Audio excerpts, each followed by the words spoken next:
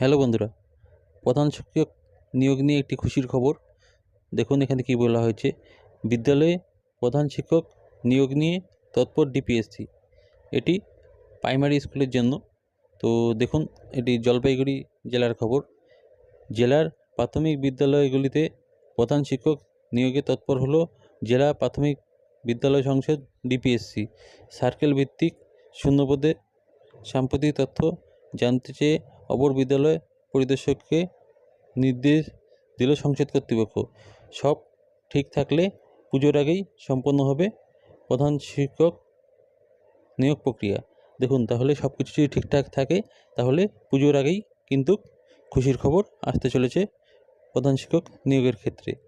তো জেলায় প্রায় 1200 স্কুল থাকলেও তার মধ্যে 900টি স্কুলে কিন্তু প্রধান শিক্ষক নেই। এই কাজগুলো টিআইসি চালাচ্ছে। মাত্র 300-র মতো স্কুলে প্রধান শিক্ষক আছে। বেশি সংখ্যক স্কুলেই কিন্তু প্রধান শিক্ষক নেই, সেই দায়িত্বটা টিআইসি সামলাচ্ছে।